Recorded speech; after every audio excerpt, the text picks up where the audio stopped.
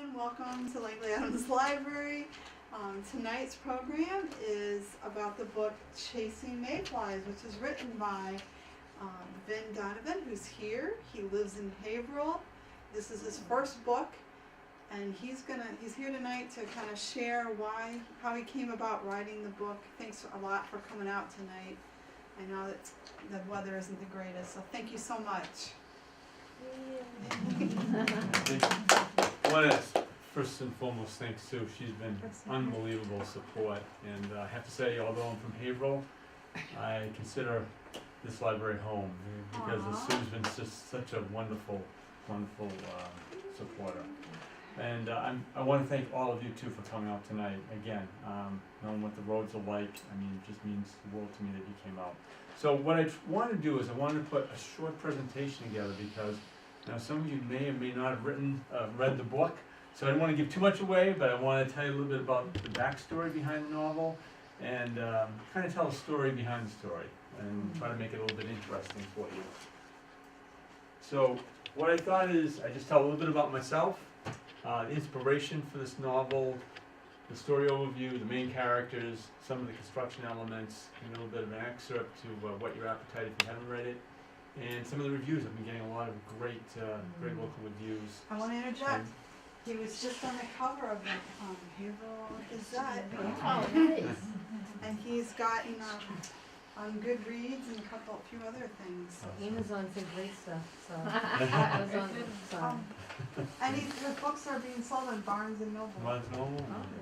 I've had a it's been a fun ride this fall. And just talk a little bit about reviews, and if you have any questions, certainly I'm more than happy. And again, I'm so appreciative, given the weather and Christmas, that you took the time to share a few minutes with me. So just a little bit about myself, because it does factor into the story. I'm the oldest of 6 children, and I grew up in Sullivan, New Hampshire. And it's funny now, we say I'm the oldest of 6 kids, but now my mother has 24 grandchildren, 3 great-grandchildren. So I'm kind of part of a clan, which is fun. And it's really fun at holidays. I tell you, I have a very small house, so I tend to have my family get-togethers in the summertime when we can be outside because it's just crazy, but I love it. So I went to Merrimack College, so I majored in English, and then I went 7 years nights to get my MBA at Riviera University for a master's in business. Merrimack College sweethearts. I've been married 35 years this past June. I have 2 daughters, Heather and Taylor, and I'm a proud grandfather. Nolan was born a year ago next week, so it's been a fun ride. So just a little bit about myself. But just to sort of, I guess, anchor my time when I was growing up in the 60s. The 60s were very inspirational. And we'll probably have all the discussion regarding today versus then. But when I was in grammar school, I went to St. Joseph's Grammar School in Salem, New Hampshire, and one of the things I had to do back then was actually memorize speeches. And I actually memorized a speech by Robert Kennedy. And something that stayed with me now since I've been about 10 years old. And that is a quote by George Bernard Shaw that Robert Kennedy actually used in a speech in South Africa, and that is, some men see things as they are and ask why, I see things that never were and say why not. And that saying, in all honesty, has stayed with me for 50 years. And to me, it's been a real cornerpost, a cornerstone of trying to always reach larger, reach for your dreams, never give up, persevere. And that really is also behind some of the challenges, I would say, and motivation for writing this book. Short story, I got out of college in 1980, as you recall, tough economic times. I couldn't find a job, and I loved English. I remember trying to even get a job as a greeting cards editor for $4 an hour. They wanted me to relocate down to the middle of Massachusetts, and I said, well, I had to eat cat food, to just survive. But anyways, long story short, as you all know, when you have kids and family, you certainly try to do what you can in order to support them. So again, I went to school 7 years nights to get my MBA, but I joined Millipore Corporation, which is in the life sciences industry. I had a wonderful career there. But as much as I loved that career, and I was there for 27 years. I would try to instill stories into my business presentations, but every now and then, and I'm sure all of you, dreams when you were younger, you have things that you want to do, and you'd have a little tug in the back of your head saying, hey, you always wanted to be a writer. How come you don't really go after that more? And I had two girls, and when my oldest was in high school and my youngest one in grammar school, they really started to beat me up about it, saying, Dad, you said you went to school because you wanted to do writing. Love you that you're supporting us, but how come you're not doing that? So that was about 15, 16 years ago. And so at the time, again, I was in the life science industry at Millport, and I used to have to travel globally. So these long flights would give me time to start playing with some novels. And so actually, Chasing Mayflies is the third novel I wrote. And the two novels, the two before that, Only Dead Leaves Fall and January Thaw, did hit the quarterfinalist stage in the Amazon Breakthrough Novel Contest. So they get about 10,000 entries. So my novel made it to the top 100 for literary fiction, and it happened again with Chasing Mayflies. And what I've learned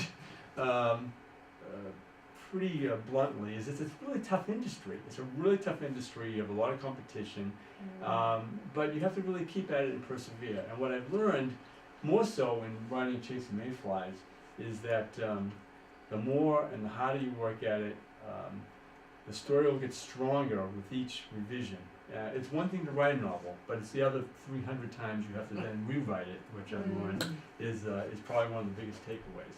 But like anything in life, if you're open-hearted and you give it your all, you meet some wonderful people along the way.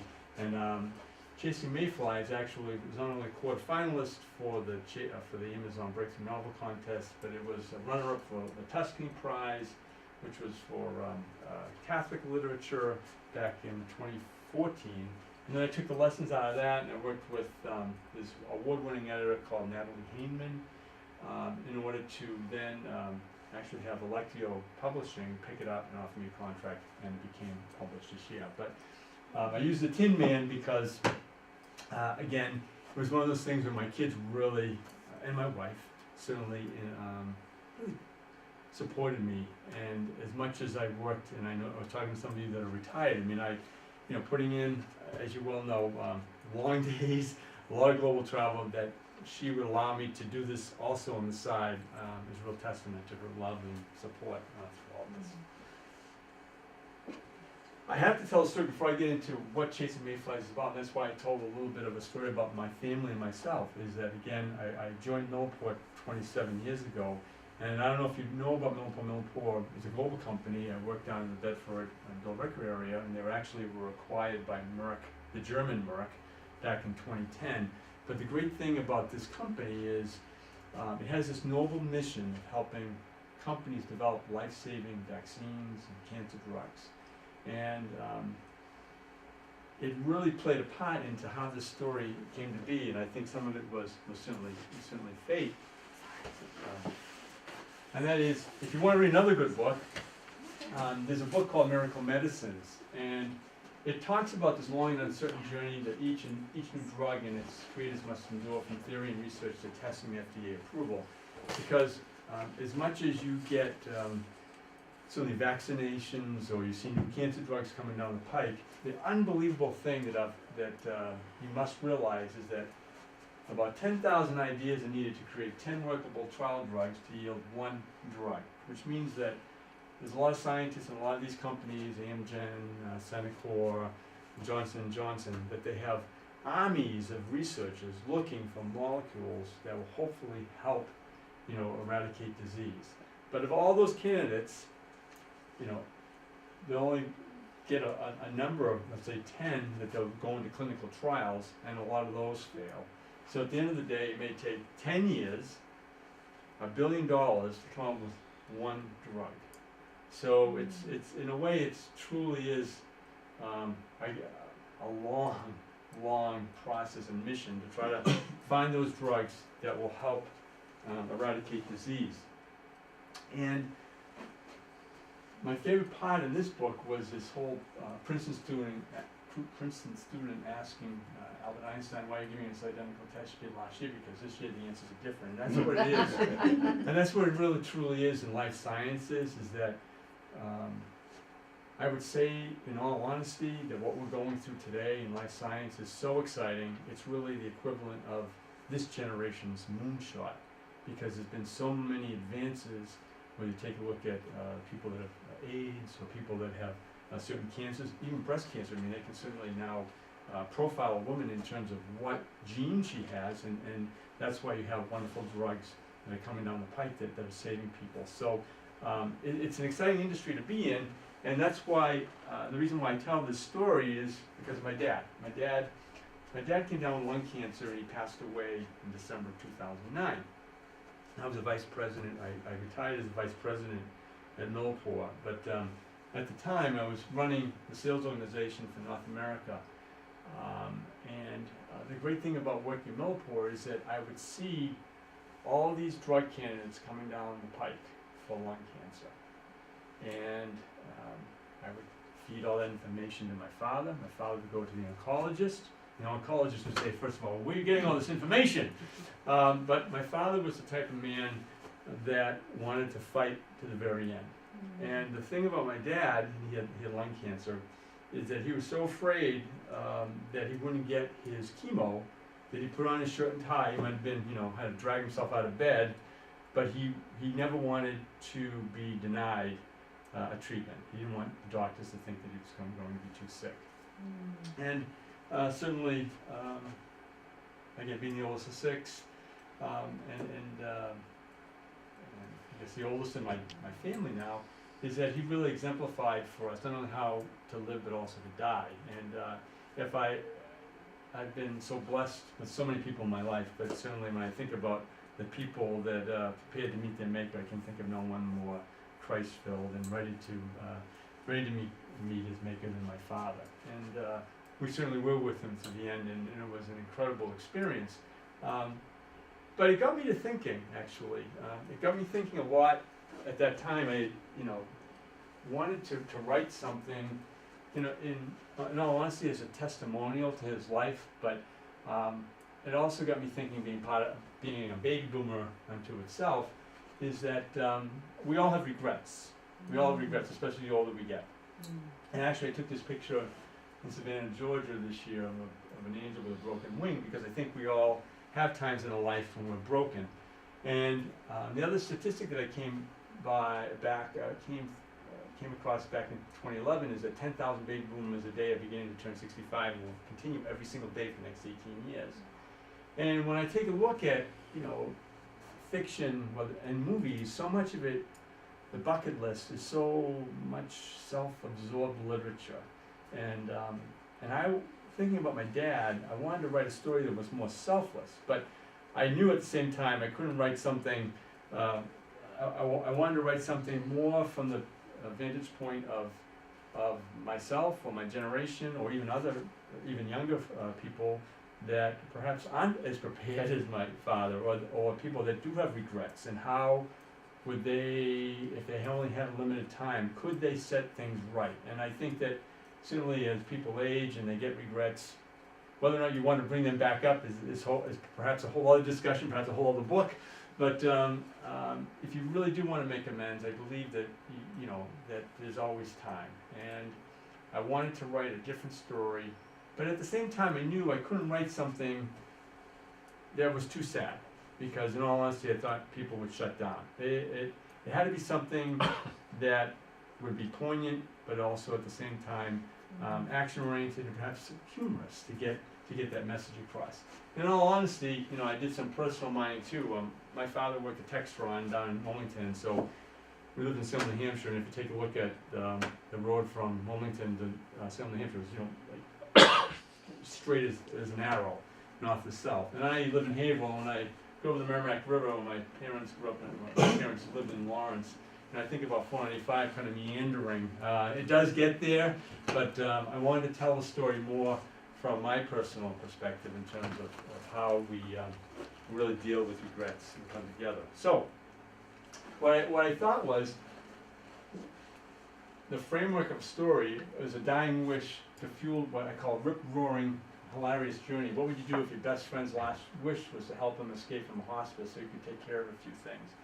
And what also is behind this, I'll tell you, frankly, is that my dad was in a hospice, but he wanted to go back to the hospital, and the incredible thing was, we did take him out, legally, of course, but I wanted to put a story together that would, in any novel, especially one such as this, is you want to make it very time sensitive and add that additional action and conflict and timeliness so that you can try to tell a very good and timely story.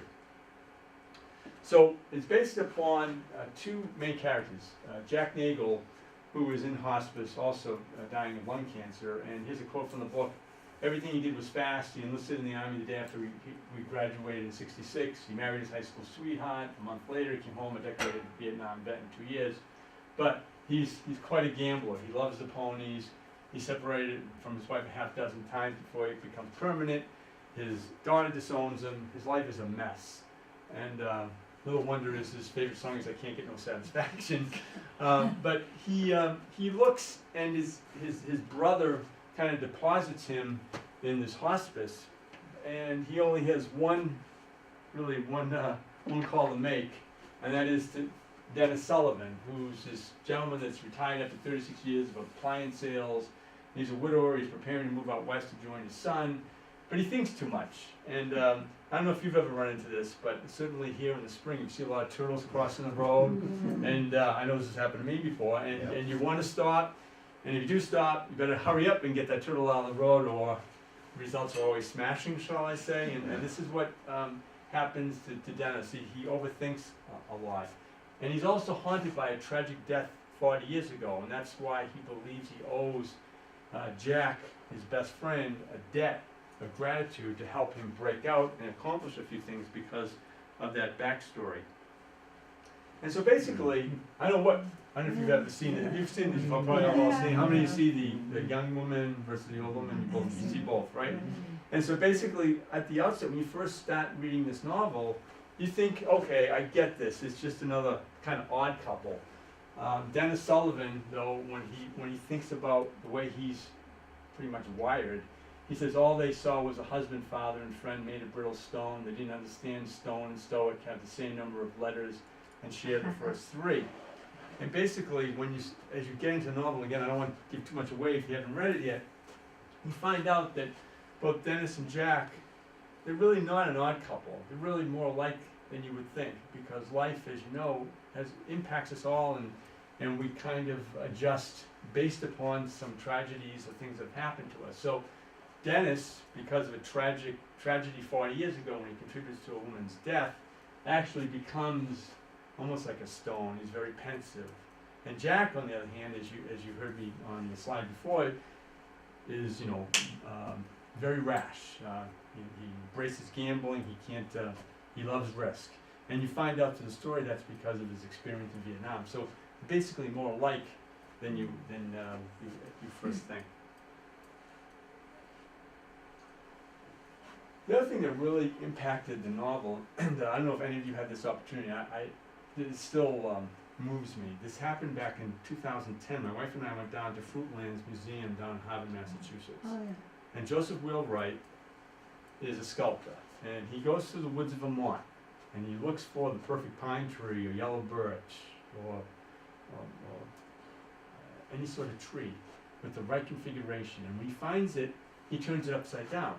So the root ball becomes the head, and the split legs, and the arms.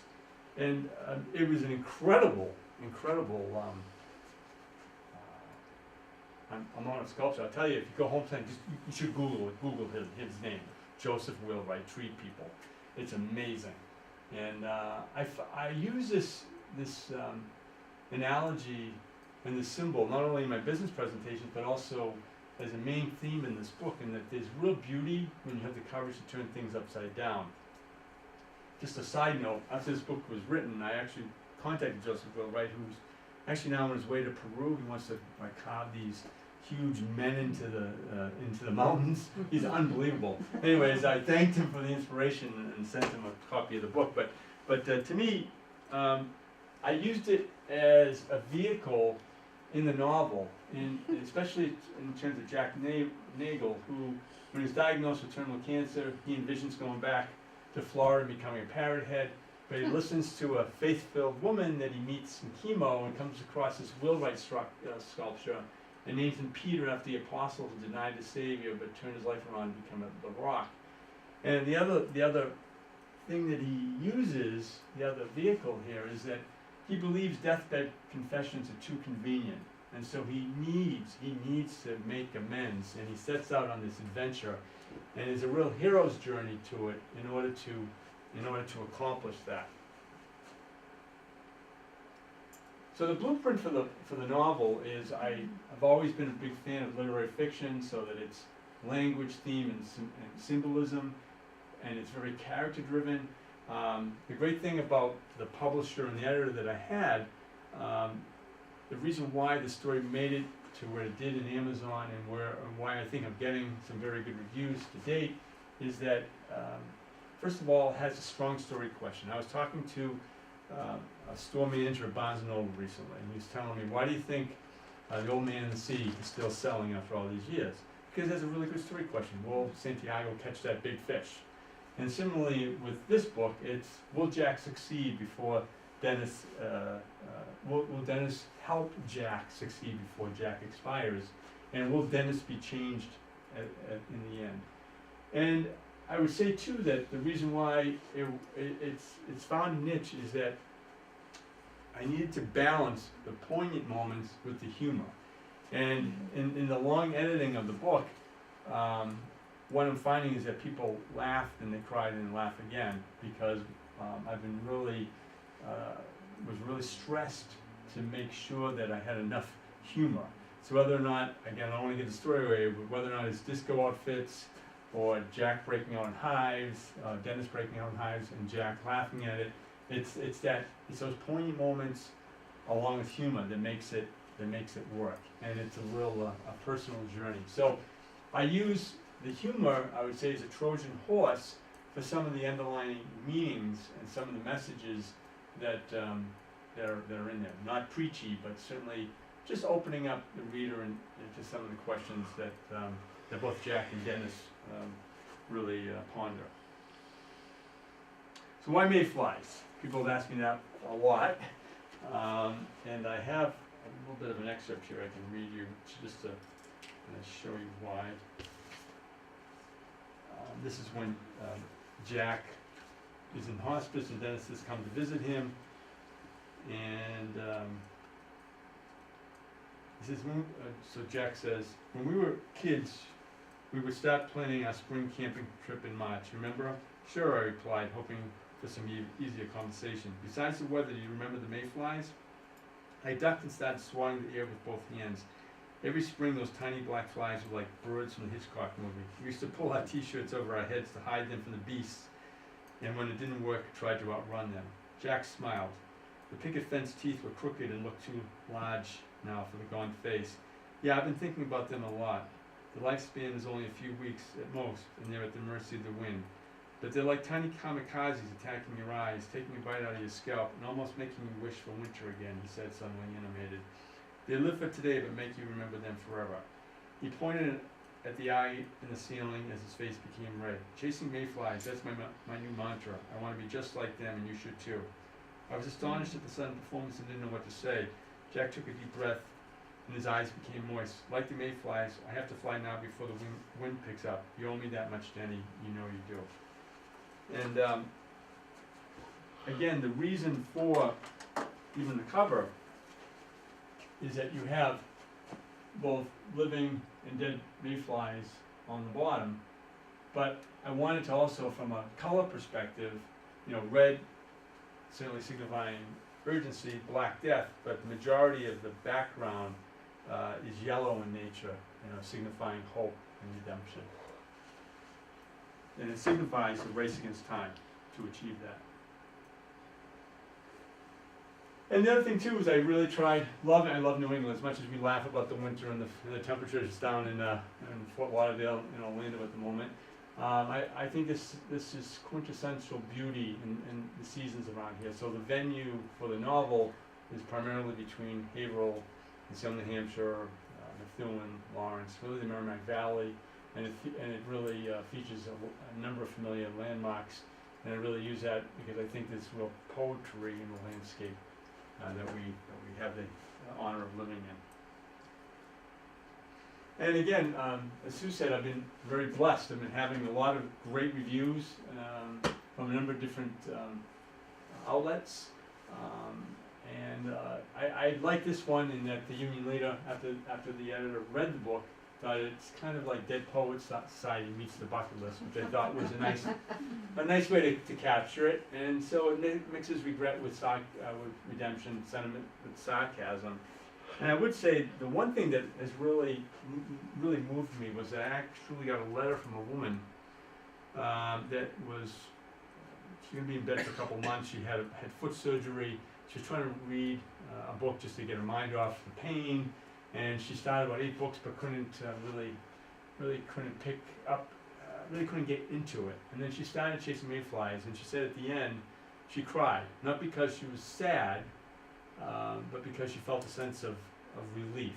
And she thought it was a real love story between the characters, and at the same time laughed an awful lot. So I've been really so blessed and so happy and to meet people like Sue, and to have an opportunity to meet people like yourself, and it's been a fun ride. It certainly has been a quest of mine for many years to get to this point. And again, a lot of the feedback that I've been receiving has been wonderful. I mean, Amazon, I have 50 reviews right now. It's been very well received. So that is, I have a website, VincentDonovanBooks.com, where it has radio interviews, has all the articles, has anything that you would like to know more about. But I thought that might just give you a small sampling of the book, and if you have any questions, we're happy to entertain them. Are you seeing any movement on your first 2 books because of this one? Yeah, that's an excellent question. It's John Grisham wasn't known until he wrote his 3rd book. I know, you're absolutely right. It's an excellent question. Actually, the first 2, I get to a point where they're about to go to publication, but I couldn't get that final contract. And in many respects, in all honesty, I'm glad I didn't, because now I've learned so many lessons. The publisher and the editor that I worked with, after I wrote the book, they said, okay, we're going to rewrite it again, and then again, and again. So now that I've done that, I can go back, especially with this wonderful winter we're having, I can go back and actually re-edit them, and now that I have a publisher behind me, I can come back and get them published. But yeah, excellent point. What is the storyline on the other 2 books? The first, Only Dead Leaves Fall was my first one, and it was an interesting mix of trying to have someone's past comes back to visit them, shall we say, and it's a real story of a past coming back, and there's a number of different characters, and one wants to know the past for redemption, another one for revenge, and another one regarding what his true identity is. So that book, I actually had an agent, and we almost got the publication, but again, that was, I guess, my first lesson in the industry. And then the second one, A January Thaw, is a real story about a double murder, and a brother having to keep his, being challenged to keep his brother's secret. And actually, that book, I think, is probably going to be my next revisitation, because I think it has some legs, and learning what I did in this exercise has given me some good ideas how to even make it better. And one thing I did learn, I had actually was asked a question in one of my previous readings, is that this publisher and in this exercise had to read like 8 different books even before we edited it in terms of how to really drive conflict in a story, so that the main thing when you write a book is always to make the storyline more difficult, as you know. So in this instance, you'll see people are either cold or hungry, and how do you keep that conflict alive, chapter after chapter? So.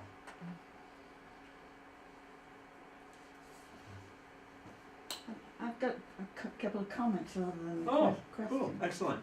I was just thinking, with Dennis finding a better part of himself, and it made me think, just as you were commenting on A Christmas Carol, made me think of Ah, being given another chance on life as a better person and a happier person. I think there's that thing. And I'm very taken with the fact that your religious background and your church and Catholicism has a big effect on you. absolutely. Thank you. I mean, Yeah. that's a very insightful. There's a couple things in terms of that. First of all, I was asked in a radio interview a couple months ago whether or not I thought people could change. And then the older you get, and it was a real question because the interviewer didn't know if she really necessarily agreed with that. And I said, no, honestly, I wouldn't have written the book if I didn't think so. And I think that first, I think we all have an opportunity to change every day of our life. Whether or not you want to answer that bell is another question. And I believe, as you see in this book, yes, it's funny, it can be poignant, but it's not going to be easy. And what Dennis finds, as much as he tries to help his best friend, he thinks he's doing it all, but he gets harangued because Jack thinks he's still holding back. And I think that you can change, but you have to give it your all, and it's a bell you have to answer every day. And I think, to the other point about my religious background, absolutely. But I wanted to tell a story that would open up people's minds towards addressing whatever regrets they have, or with their family members, or with because what you find in this book is that Jack wants to make amends with his wife, his daughter, and his best friend, and through that, Jack in the end is actually saved because he's thinking of not thinking of himself, right? But I was also from day one in writing this book, as much as I have a strong faith, I was also did not want to be preachy or put people off, because I wanted to tell a story with enough humor too, and enough openness that those that perhaps might be closed-minded, that perhaps the humor would be kind of a Trojan horse to make them come to their own realization without someone over them with a. So, but thank you for recognizing that. That was my desire, my intent. Yeah. Thank you. Thank you. Are you working on another book yet? Thank you. I think I'm going to go back to and take a look at January Thor again, because I think rather than starting a new one. there's something there that, and I've been playing with it because one of the characters, when I first wrote the book, January Thor, the main character, you don't know whether or not he almost drowns, and you don't know whether or not he's actually been mentally impacted by that. And the more I think through the story and some other things that have come across, I think I can tell the story now in a new way. Again, because I like to tell stories that actually open people up to that courage and the ability to make a change. And I think there's a lot of good literature out there just as a great story, which is wonderful. I think there's a place for that. But I like to tell stories too that on this book and other books that I'd like to work on, that there's two tiers to it. One is that I want to tell a story that you want to certainly keep reading because there's a lot going on, but at the same time that there's an underlying current regarding another either symbolic or another message there. So I think that the story that we can certainly understand as New Englanders in terms of long winters we go through. I think there's a story there that my mind's kind of percolating on it right now. So thank you. Sounds like a murder mystery. It was a murder mystery to start, and I'm kind of going through some mental exercises now to see. One thing that I'll share with you, one thing that's really touched me, and I like to keep the story more contemporary, but I've been reading a lot lately about these orphan trains I never Oh, really knew yeah. about the orphan trains until recently, and just that whole history, it's fascinating. And I read that book, and there was another book about the way things are now, and this whole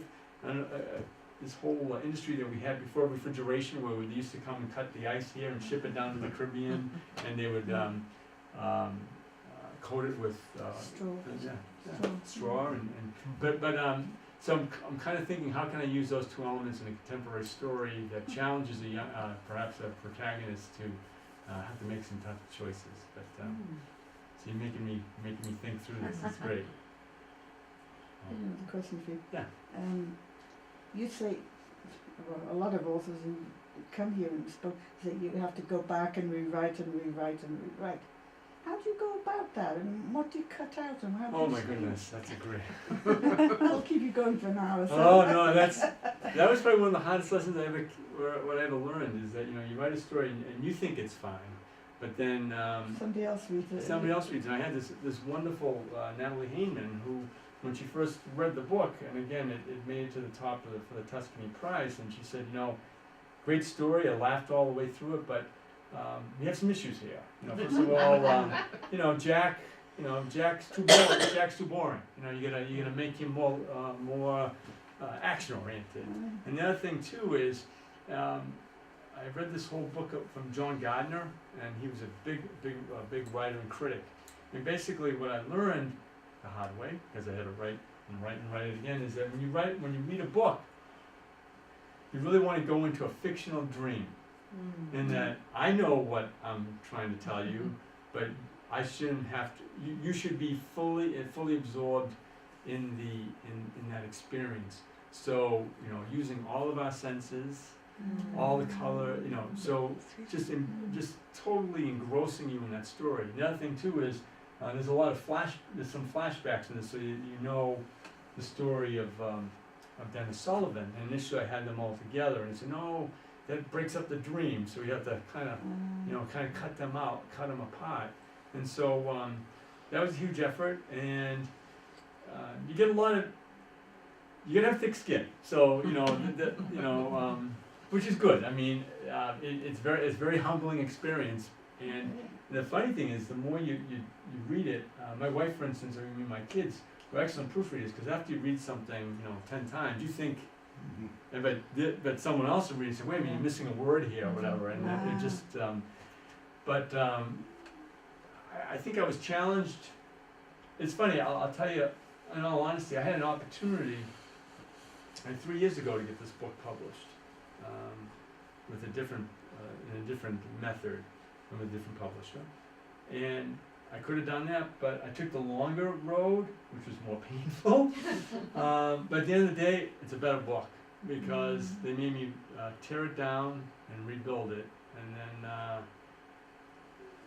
and like anything in life, you think it's going to get published and things get delayed for one reason or another. But what I said, even in the acknowledgments, where I thank a lot of the different people that helped make this dream a reality, is that I found that with each, kind of like New England weather, when Mark Twain says, if you don't like it, just wait. Just waited a little while. Same thing with this book. And what I found is that the longer I waited, the stronger the characters became. To the point where they took on a life of their own, so I could imagine them and almost have a really, Came to life, yeah, sort of thing. exactly. I'm gonna say something, and I know it's not gonna come out right, Oh, that's okay. but I think I'm in a room of people that I hope it's not gonna come out right. I'm learning, because now our society, anybody can self-publish. So you took the harder road, and you're a better person for it, and you just said you probably have a better book for it. As a reader, I appreciate it better. Not saying there are bad, that everybody that self-publishes is bad, but I find more mistakes and grammatical, spelling, and some, and there are things that, and there's things I'm reading going, because you go, how did this get published? And then you hear, oh, well, of course. So take that as a compliment. Thank you. I will. Thank you. Thank you. That as a reader, I appreciate that. I'd rather, that you went through the hard knocks, and I think it's great that now you you want to go back and maybe, and then there's something you can work on and work on. It's probably like musicians, you hear that too. They're so sick of that song, they don't want to sing it again, and you know. Well said, Sue, well said. Well, Well not said. perfect by any means, but, and I think that you had something different. You didn't take that's where you got me, because you had a different take on it. And I think people hear hospice, and you're right, they get like, oh, because my dad was in hospice, both my parents were. And I think about what I went through with them, and I appreciate it. I couldn't have picked this book up having gone through what I did with my parents. So thank you for writing it in a funny way. Oh, thank you, thank you. I mean, thank you, that means a lot to me. I mean, having gone through, we all go through that, especially as we get older and our loved ones pass away. I mean, people that have read the book, I don't, I tell that piece of the story, and they say that it's realistic. At the same time, they want to see something hopeful there. And as I said to the Gazette reporter, last thing I want to do is write something. I mean, life is sad enough, especially if you lose your loved ones. I don't want to write something that's morose or sad. I wanted to find something hopeful there. And when I think, again, going back to when I read a lot of current literature or movies that are so just self-absorbed, I think there's something larger that we could take away from that. And that's what I was hoping. And again, the feedback, I'll tell you honestly, I didn't write the book to make money. I wanted to write a book because it's something I wanted to do since I was a kid, a little boy.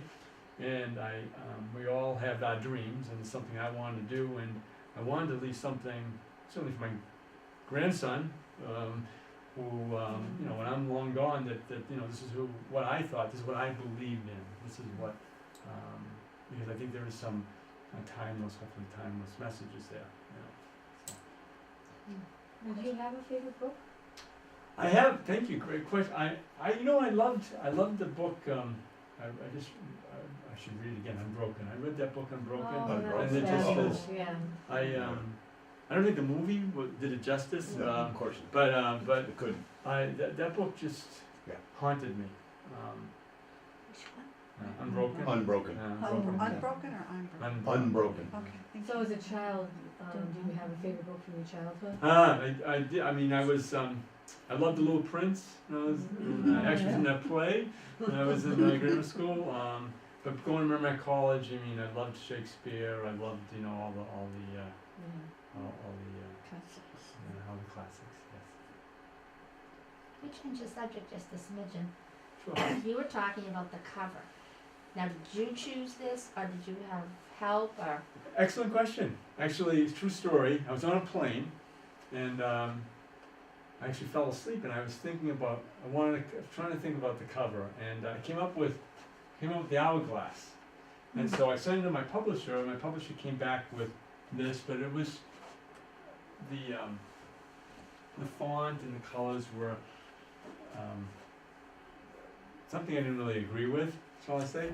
My son-in-law, again, this is why I just bring it up as such a family story. My son-in-law, who's just he's so creative, and even from a graphic design perspective, he started playing with the colors, and so it was a collaboration between the publisher and my son-in-law, to the point where my son-in-law even got some credit on the cover along with the publisher inside. So yeah, I thought I wanted something that would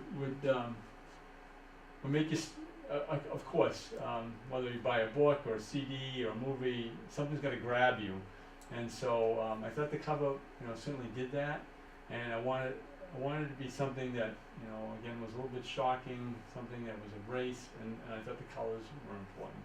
So thank you, great question.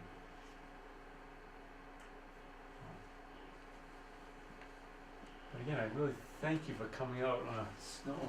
Yes, please. You're not gone. You're not Good. done. Oh, I'm here all night. If you had your time over again, what would you do differently, if anything? With this book, Yeah, or any of Your it. life. that's a great question. What have you learned that maybe you wish you had done differently? I think there's been some really great lessons out of this, and that I think first of all, in my earlier, as I've matured in this process, I think if you write a book and you send it into a publisher, and you expect, yeah, this is great, you know, what's the contract? Just like that. It's not that. I mean, again, getting a contract's great, but that's just, you know, just the beginning.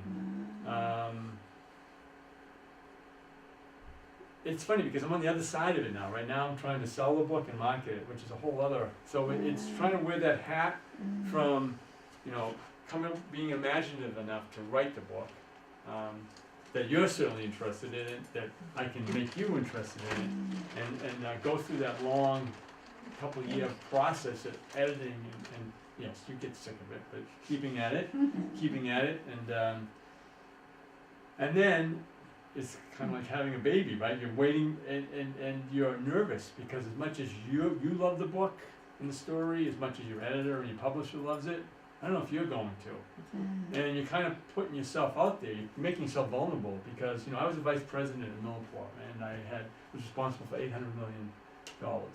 Well, yes, I could sell. Didn't mean the thing. I could sell. I mean, yeah, no, and I loved it. I loved the job, and I was helping companies develop life-saving therapies, which is wonderful. And my dad, you know, he used those drugs, and I have a lot of other stories where, you know, one of my wife's friends from childhood was MS, and she started telling me that she gets a cooler every month from Biogen, you know, with the drug in it, and I thought, wow, you know. Millport was part of it, making that, giving them the tools to make that drug. I mean, it gives you the chills, right? Yeah.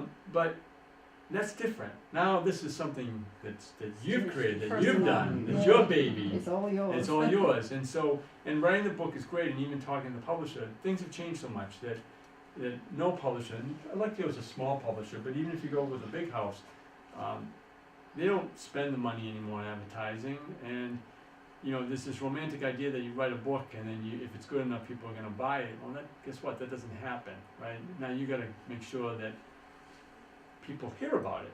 And so that in itself is a full-time job. So, you know, whether or not you're doing sessions like this or, you know, going to Barnes & Noble or having, just trying to get the word out there is unto itself a huge undertaking. You wrote a book that, you know, people want to read it because it is funny. And who else is writing about that subject that has everything in it? You know, I just read a book, I can't think of the name of it. It's Oh, yeah. A man called. Yeah, and that's, you are making me think of that book, you know. When I first started reading it, it was so depressing. I'm like, if this doesn't get any better, I can't continue reading it, because it was really making me depressed. But then as I read it, it made me really think about life and how much we don't know what everybody else is walking in their shoes. And your story does it, you know, which makes it, people laugh and cry. Yeah, I wanted, You have something that no one really else has. Thank you. Happiness of end of life, and accepting. Thank you. I mean, thank you. That's a great, it means a lot to me because I wanted to write something that, to me, a good book is when you finish it, if it haunts you for a few days, right? That to me, Is a good book. or a movie Yeah. or something, Yeah. that experience is what you want. That stays with you, you know. But it's hard because people are different, and people read it different, and you want that experience to be shared. So it's that means a lot. Yeah. Are any of your books available as e-books? Yes, this one's an ebook This too. one is, Yeah, this okay. one's in Barnes & Noble, Amazon, Lectio. Yeah, but you can get it as an ebook. What about the other two, the first two? The other two, again, I just have to, they started going on the page, but we didn't get a contract, so I have to go back and go, and, again, hindsight being 20/20, I'm glad they didn't, because, I don't think, they're even to the standard I have now. Okay. If you keep that one as we have a mystery book club, Mm. you could come and run it by some, right? We can, Yeah. we'll Okay, I remember critique that. it, but we'll help you write it. Okay. No, I don't know how you write it, but We'll we'll read be it and give honest. suggestions. Yeah. We'll tell you. I remember that. Thumbs up, Small thumbs I down. remember that. Okay. I have some homework to do, I think. Yeah. If it passes the mustard, right? We have made Chasing Mayflies thanks to some generous people who donated some copies and some other help. We have made a book kit out of this book, and it's available through the MVLC. It's official, and Nichols Village up the street is currently it's checked out to them, and they're reading it right now. And he's going to be at Nichols Village on November 20th at our book club there. On November 20th? December 20th, thank you. December 20th. We don't have that long to read it. And so it's kind of neat. They're the first ones to get to use the book kit, so hopefully the word will get out in other libraries and you don't have to have a library book club. It could be a neighborhood book club to check out a book kit. So hopefully that'll help. Again, really appreciate your support. Well, on again, this. it was a different book. It was, you know, we've read some interesting picks for those book kits. Okay, why do they make this into a book kit? Speaking of and so hopefully, we'll see what happens, As an aside too, I always find it especially pleasing when it's in your geographical area Mm. and you know, oh, I know where that is and I've stood on that corner. It gives you a feeling of belonging there, you can imagine it, Yes. the picture in your mind sort of thing, Thank you. Yes. That's nice. Yes, it is, but my eyes flew open when he met, like, the bookie and things, and going like, oh my gosh, where's that? Is that right? I know. Chit chat, how much research did you do on that? I mean, my little eyes just went. You're the second person to ask me that. I mean, do I really know all these unsavory characters? And I said, well, the older we get, we do know characters, but no, I that was just imagination, and It was very good. no, thank you. It actually made my eyes Not that fly far open. yet. Thank you. No, that was that's funny that someone else says. How do you know those people? Yeah. Oh. So how long will you be doing the circuit like this? As long as I'm wanted. You're at You're at Haverhill. Haverhill right? I'm in Nagle next week, and then we would sue up the street. And I have had a number of retirement communities that have reached out, which has been Good. nice. Yeah. And I know you've been at some Yeah. bookstores. yeah, I'm in some bookstores and And that was, office show. that was a very nice article in the No, Trib, thank too. you. Yeah, Yeah. it was very. By the way, I put that. He's very humble. I'm the one that made a copy and put it up there Yeah, on he- display. I'm glad you did it. Yeah. Oh, they may get to some other libraries. Yeah, exactly. The art thing And Lauren is here who designed the Right. flyer. Very nice job. He Thank really you. liked I'm it. gonna frame that. Well, thank you everybody for coming. Thank you for It was coming. very Wow. nice.